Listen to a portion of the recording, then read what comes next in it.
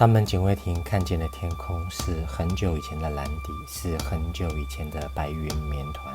Le ciel surplombant la guérite était d'un bleu ancestral, constellé d'antiques nuages blancs coton. L'aube approchait, mais la chaleur de l'air retenait encore la sueur sous la peau.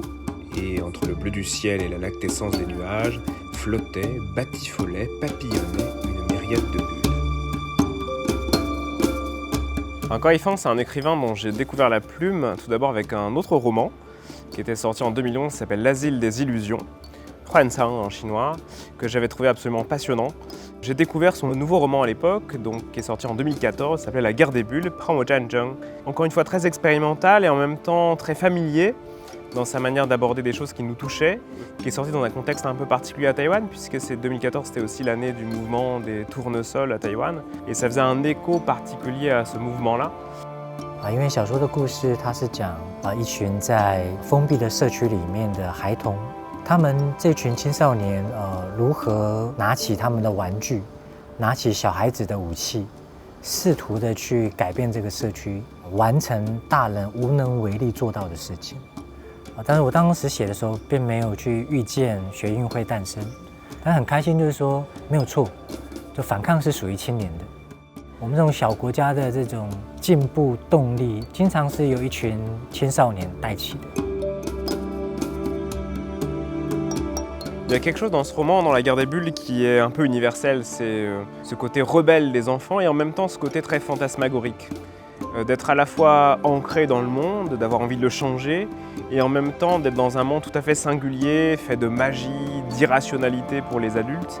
因为这本《泡沫战争》的起点是因为我的儿子跟社区里面一只狗之间的对抗，他们的身高就是不一样，所以我每次得要蹲下去才知道他看到了什么。当然，我觉得孩子是有很大一部分的能力是成年人已经失去的。Je trouve qu'une des grandes réussites de ce roman, c'est que sans condescendance, il s'intéresse à la manière dont des enfants construisent un monde, y compris avec ce qui peut sembler pour des adultes irrationnels. C'est, si on veut, aussi une relecture assez drôle, assez fantasmagorique de Sa Majesté des Mouches, de William Golding, où l'élément central, ça va passer par les bulles. Les bulles qui sont à la fois des mondes individuels, comme ça, qui se construisent, qui peuvent éclater à un moment donné, mais c'est pas grave, on va reconstruire une bulle. Et donc l'image du robinet qui s'ouvre avec des bulles à l'intérieur, je pense que ça intéressait aussi à l'éditeur de montrer cet aspect-là du roman. Marc Pauline de Centre culturel de Taïwan va dire quelques mots. 今年他从香港到台湾读书，我才发现我们同一天晚上都在香港的抗争现场。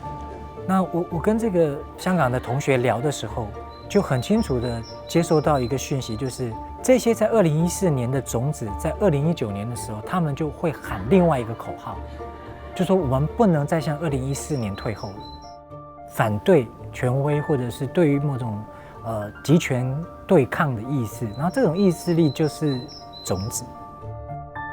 从雨伞到反送中，香港年轻世代反抗的种子是真正种进去了。所以我觉得这个是看到这本书在法国出版，然后又面对到法国的年轻读者的时候，我觉得心里面会特别有感触。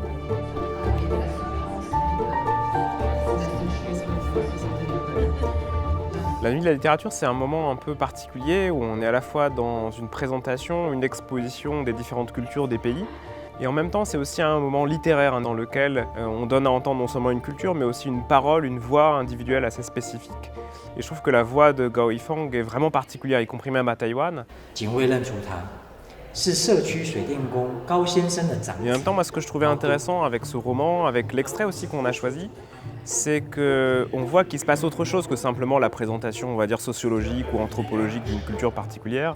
Il se passe vraiment quelque chose au niveau de la langue, au niveau de la littérature. Il y a une sorte de parole poétique très singulière qui s'exprime, qui n'est pas forcément propre à Taïwan, mais qui peut parler universellement et qui en même temps aussi est une manière de parler à la littérature en général.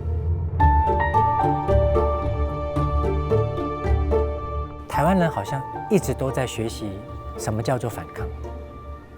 因为我们有300-400年的被殖民史，那法国其实是第一个把自由、平等、博爱丢出来的国家，非常感动。